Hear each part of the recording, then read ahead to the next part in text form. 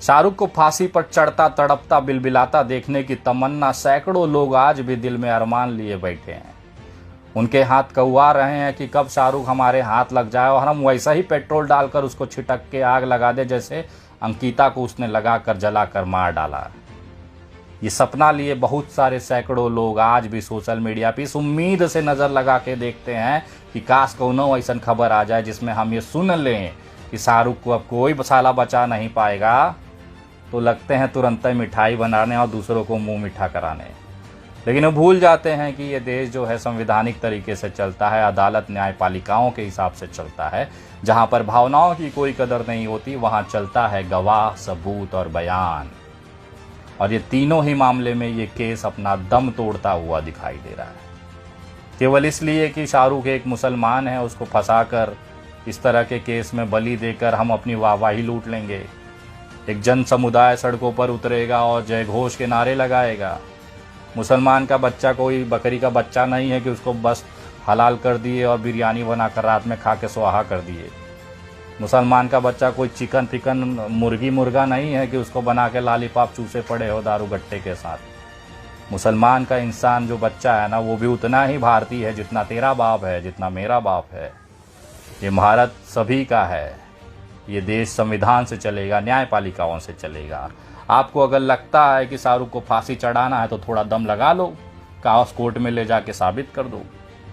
आज की जो स्थिति है, 2 अक्टूबर 2022 रविवार का दिन, हम सोचे थे आराम से बैठेंगे, इतवार का दिन है, बच्चों के साथ थोड़ा सा शॉपिंग करेंगे, लेकिन कुछ ऐसी चीज़ें मुझे दिख गई जो मुझे दिखाना बहुत ज़रूरी है। कैसे ये केस धीरे धीरे दम तोड़ रहा है, आपको पता होना चाहिए। कैसे उन लोगों का सपना टूट रहा है जो शाहरुख को फांसी पर लटका के बस रस्सी खींचने ही वाले हैं। ये केस अब उस मुकाम पर आ चुका है जहां पर शाहरुख को जेल से बाहर आने का रास्ता लगभग क्लियर हो चुका है। इस केस की एकलौती चश्मदीद गवाह अंकिता सिंह अब इस दुनिया में नहीं है। अंकिता के पिताजी, अंकिता के दादा, अंकिता की दादी का जो बयान है, कोर्ट ने उसे हियर से विटनेस घोषित कर दिया है। इसका मतलब है कि अब उस बयानों पर किसी को सजा देने लायक कीमत नहीं है अदालत के अंदर। सुनी सुनाई अंकिता ने जो कहानी सुनाई, वही कहानी ये तीनों ने अपने मुंह से बताया, न कि खुद अपनी आंखों से देखा, जिसे हम चश्मदीद गवाह कहते हैं। अंकिता का जो हर बयान था, जिसे आप डाइंग स्टेटमेंट कहते हैं कि मरती हुई लड़की झूठ नहीं बोलती, उसकी हर एक बात पुलिस रिपोर्ट में झूठी निकल गई। सबसे पहला सवाल था कि अंकिता शाहरुख को जानती नहीं, 10 दिन पहले से वो उसे परेशान कर रहा था, लेकिन कॉल रिकॉर्डिंग के हिसाब से 20-20 मिनट अंकिता ने शाहरुख से बात किया है। एक दिन में 11 बार शाहरुख को फ़ोन लगाकर अंकिता ने खुद फ़ोन लगा के बात किया है। ये एक तरफा तो नहीं था, 10 दिन वाला हिसाब तो नहीं था। और 10 बार हमने आपको प्रूफ कर चुके हैं, अब तो पुलिस रिकॉर्ड पे आ गया है। दूसरा सवाल ये था कि सुबह 4 बजे शाहरुख आता है, पेट्रोल डालता है और अंकिता को जला देता है। अंकिता खिड़की खोलती है और देखती है, अरे अरे अरे शाहरुख भाग रहा है और साथ में नईम है। ये जो इनका बयान है वो भी अब दम तोड़ चुका है। ये बात मैं क्यों कह रहा हूँ, लेकिन उससे पहले आप भूल जाते हैं क्या, हम भारतीय लोगों को थोड़ी सी दिमागी थोड़ा कमजोरी होती। कल क्या हुआ भूल जाते, आज में जिंदा है। तो कल जो हुआ था पहले वो देख लीजिए। अंकिता का कही थी कि जलाने के समय कौन कौन था, जरा ये वीडियो ध्यान से देखिए। तो 4 बजे आके खिड़की से पेट्रोल फेंक के और आग जला के भाग गया। तो पेट्रोल कहाँ पर फेंका गया था? पेट्रोल एक डिब्बा में 2 लड़का था, वो और एक छुटवा था।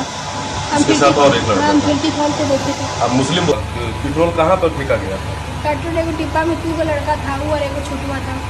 हम खिड़की खोल के देखे थे। ये अंकिता का वो बयान है जब वो एकदम होश में सबके सामने बढ़िया से बयान दे रही थी, बिना किसी दबाव के। अंकिता का यही बयान इस केस को सबसे बड़ा कमज़ोर करके चला गया। उसने शाहरुख के साथ जो नईम का नाम ले लिया, वो एक बड़ा धक्का इस केस में देकर चला गया, जिस पे अंकिता के बयान की सच्चाई के ऊपर सवालिया निशान खड़े हो गए। क्योंकि पुलिस जांच के हिसाब से नईम उस समय अपने घर पे सोया था, उसकी लोकेशन घर की है।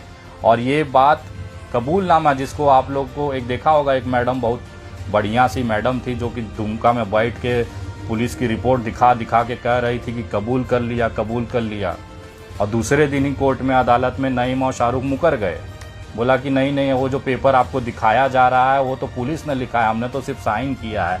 इस बात को हमें बिल्कुल भी एतबार नहीं है और हम अपने गुनाहों से मुकरते हैं और हमें भी इंसाफ चाहिए। ये कोर्ट में जज के सामने ये बयान नईम और शाहरुख ने कहा। मैं दिखाता हूँ वो स्टेटमेंट जिसमें कि आपका नईम का जो बयान है वो लिखा गया है। ये लाइन पे आप गौर करिएगा, आपके स्क्रीन पे जो दिखाई दे रहा है, इसमें प्लानिंग अनुसार सुबह करीबन 4 बजे मैं और मोहम्मद शाहरुख अंकिता के कमरे के खिड़की की तरफ गए। ये वो बयान है जो नईम ने पुलिस के सामने दर्ज कराया, जैसा पुलिस का कहना है। इसमें लिखा है कि सुबह 4 बजे मैं और मोहम्मद शाहरुख अंकिता के कमरे की खिड़की की तरफ गए। ये बयान उतना ही सही है जितना आप मानते हैं पुरुष ने 9 महीने के बाद एक बच्चे को जन्म दिया। ये उतना ही सही है, क्योंकि पुलिस इस रिपोर्ट में कहती है, नईम ये कहता है कि मैं और शाहरुख सुबह 4 बजे हम लोग गए, लेकिन दूसरा ही इसके बाद एक स्टेटमेंट पुलिस का रिकॉर्ड होता है उसी पुलिस के जांच के अनुसार, जिसमें नईम ये कहता है कि मैं जलाने में मैं शामिल नहीं था, लेकिन घटना की प्लानिंग तथा जलाने के लिए गया पेट्रोल आदि में मैं शामिल था। मतलब ये जलाने में शामिल नहीं था, इसने पेट्रोल ला के दिया, ऐसा इसका कहना है। तो अंकिता ने नईम को कैसे देखा, और ये बात की पुष्टि अगले शाहरुख के बयान में भी होती है। आपके स्क्रीन पे दिखाई दे रहा है, इसमें एक उत्तर शाहरुख ने दिया है कि सुबह करीबन 4 बजे के आसपास मैंने मोहम्मद नईम उर्फ छोटू को फ़ोन किया, लेकिन छोटू का फ़ोन नहीं लगा, उससे बात नहीं हो पाई। मैं अंकिता को मारने के लिए एकदम बेचैन था। इस पर मैं अकेले ही पेट्रोल वाला और बोतल और माचिस लेकर अपने मामा फिरोज के छत से चुपचाप बांस की सीढ़ी से नीचे उतरा तथा मोहम्मद अफ्तार मोहम्मद नईम के घर के सामने के गली होते हुए अंकिता के घर के समीप सड़क पर निकला। ये वो स्टेटमेंट है जिसमें तीसरी लाइन में लिखा हुआ है कि मैं अकेले ही पेट्रोल वाला बोतल लेके चल दिया। वहाँ पर ये बहुत स्पष्ट है कि नईम नहीं था। ये बयान है, ये सही है गलत है ये बाद में तय होगा, लेकिन ये बयान है। एक दूसरा भी बयान है जिसमें इसमें मेंशन किया गया है कि रात में करीब 11 बजे मैंने छोटू को फ़ोन कर योजना अनुसार घटना कारित करने के लिए साथ चलने के लिए बोला, तो वो बोला कि अभी ठीक नहीं रहेगा, सुबह भोर में चलते हैं, हम या तुम कॉल कर लेंगे। सुबह 4 बजे के आसपास छोटू को फ़ोन किए तो उसका फ़ोन नहीं लगा। मैं गुस्से के कारण रात भर सो नहीं पाया था तथा सुबह करीबन 4 बजे मैं अकेले ही पेट्रोल वाला बोतल और माचिस लेकर चुपचाप अंकिता की तरफ चला गया। मैं अकेले ही। शाहरुख ने कई दफ़ा ये बयान जो कि पुलिस ने लिखा है बयान में, ऐसा शाहरुख ने कबूल किया है कि मैं अकेले ही। तो अंकिता ने वो दूसरे लड़के को किसको देखा जिसका नाम नईम था? या तो शाहरुख अपना बयान झूठ बोल रहा है, या तो नईम अपना बयान झूठ बोल रहा है, या तो अंकिता अपना बयान झूठा देकर गई है। अभी तक तो फिलहाल यही लग रहा है कि जिस मोबाइल लोकेशन या सर्विलांस की डिटेल जो सामने आई है रिपोर्ट के अनुसार, केस डायरी में दर्ज रिपोर्ट के अनुसार, कि शाहरुख और जो नईम है इनकी दोनों की लोकेशन उनके घरों की है अभी भी। और ये जो जितने भी बयान पुलिस ने दिए थे वो सब पर शाहरुख और नईम अदालत के सामने, जज साहब के सामने मुकर चुके हैं।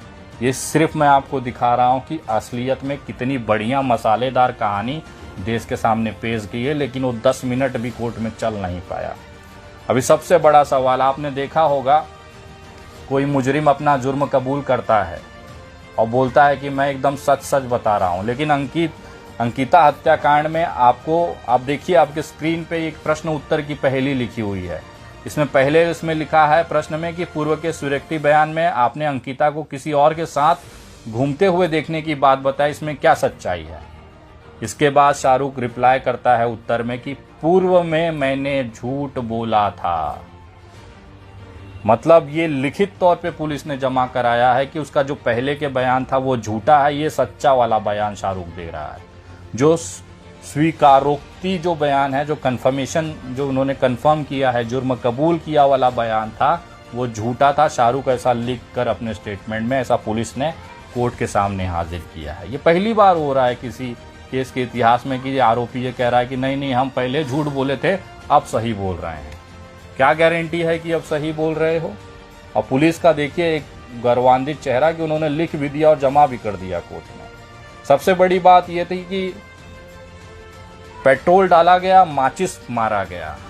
वो माचिस कहीं से खरीदा गया होगा, पुलिस रिपोर्ट के हिसाब से शाहरुख 7:30 बजे एक बाजार जाता है, वहाँ से सिगरेट और माचिस खरीदता है। वो माचिस अपने जेब में रखता है और वही माचिस अगले दिन इस कांड में इस्तेमाल होता है। आइए उस माचिस की कहानी पर भी ले चलते हैं। एक नयापाड़ा थाना नगर जुमका के पास में एक दुकान 45 वर्ष के दुकानदार हैं जिन पुलिस का दावा था कि इनके दुकान से शाहरुख ने माचिस खरीदा था। आइए जरा उनका बयान मैं आपको दिखाता हूं। आपके स्क्रीन पे ये जो दिख रहा है, इसमें ये गवाह बने हैं, साक्षीदार बने हैं। उसमें लिखा है 218वें पॉइंट पे, दिनांक 22/8/2022 को रात करीबन 8 बजे के आसपास किन किन व्यक्ति को हमने सिगरेट माचिस बेचा था मुझे याद नहीं है, क्योंकि प्रतिदिन बहुत ग्राहक लोग आते हैं। उन्होंने आगे बताया कि हम AIM कंपनी का माचिस जो पीला काभर का है तथा कई तरह का सिगरेट जैसे फ्लैग, गोल्ड फ्लैग, क्लासिक आदि को बेचते हैं। इनका ये कहना है कि मैंने 8 बजे रात 22 अगस्त को, जिस दिन शाहरुख ने माचिस खरीदा था, उस दिन किस को मैंने क्या बेचा था मुझे याद नहीं है। ये वो दुकानदार का स्टेटमेंट है जिसमें पुलिस ने दावा किया था कि माचिस जो है वो मैंने माचिस लिया था। और जिस AIM कंपनी का माचिस का ये बात कर रहे हैं, मैंने दुमका के सैकड़ों दुकानों में देखा है कि AIM कंपनी का जो माचिस है सैकड़ों दुकानों में मिल रहा है। तो कोई भी जाके कोई भी कहीं से भी माचिस खरीद सकता है। ये सारे जो बयान आप देख रहे हैं, ये सारी जो काल्पनिक कहानियां आप देख रहे हैं, ये कहीं ना कहीं दिखाता है कि कितनी बड़ी लीपापोती इस कांड में किया गया है। केवल एक हिंदू मुसलमान करके एक बड़ी राजनीतिक पार्टी को राजनीतिक तौर पर फायदा दिलाने के लिए अंकिता के शव को जलती हुई चिता के ऊपर कैसी रोटियां सेकी गई, ये देश अब देख रहा है। जब पूरा देश अंकिता के लिए आंसू बहा रहा था, तब भारतीय जनता पार्टी और उससे संबंधित संगठन किस तरह से एक हिंदू मुसलमान का नंगा नाच वहां पर कर रहे थे, ये पूरे देश ने देखा। अगर आप भूल चुके हैं तो एक छोटा सा वीडियो मैं दिखाना चाहता हूं, उनका देखिए। एक ऐसा नारा जिसकी कोई ज़रूरत दुमका में नहीं नज़र आ रही थी, लेकिन फिर भी केवल हिंदू मुसलमान कर उसे अपनी राजनीतिक वोट बैंक तैयार करने के लिए किस तरह से इस्तेमाल किया, ये वीडियो में आप समझ सकते हैं। बताइए, अंकिता हत्याकांड में शाहरुख आरोपी है, नईम आरोपी है, लेकिन नारा क्या लग रहा है? देश के गद्दारों को मालो सालों को, ये नारा लग रहा है। इस नारे की इस जगह पर क्या जरूरत है? आपके अनुसार गद्दार कौन है? कौन है गद्दार? यहां पर आपको अंकिता को इंसाफ के लिए आवाज उठानी चाहिए थी, लेकिन आप आ गई हिंदू मुसलमान करके। झारखंड की जो जमीनी एकता है आपस में, यहाँ पर आदिवासी परिवार, मुस्लिम परिवार, हिंदू परिवार सब मिलजुल के रहते हैं, उसके अंदर आपने जहर और नफरत बोने का काम किया। इसके ऊपर तो एक और FIR हो सकती है कि आपने वहाँ की आबो हवा को खराब करने के लिए, दो समुदाय को लड़ाने के लिए नारे लगाए, घोषणा की। मेरे हिसाब से 153A 295 का मामला बनता है। आगे इसका हिसाब करेंगे, लेकिन अभी इस समय जो सबसे बड़ा मुद्दा है कि अगर शाहरुख और नईम ने अंकिता का मर्डर नहीं किया, जिस तरह से बयान मुकर रहे हैं, पलट जा रहा है, काल्पनिक कहानियां मुंह के बल गिर रही हैं, तो अंकिता को मारा किसने? ये जो हमारी खोज है, हमारा सिंगल पॉइंट एजेंडा है कि अंकिता के असली कातिल को हमें सजा दिलानी है। इसलिए आरोपी को हम ज़रूर सजा दिलाएंगे, इसमें आपको कभी भी कोई शिकायत नहीं मिलेगी। विनय दुबे लगातार इस मामले पर आपको जानकारी अपडेट करता रहेगा। अगली वीडियो बहुत जल्द आप लोगों के बीच आएगी। आप मेरे फेसबुक पेज द विनय दुबे को फॉलो कर सकते हैं। अगर यूट्यूब पे आप ये वीडियो देख रहे हैं तो मेरे यूट्यूब चैनल द विनय दुबे को आप सब्सक्राइब कर सकते हैं। सच्चाई की सप्लाई जारी रहेगी। जय हिंद, जय महाराष्ट्र।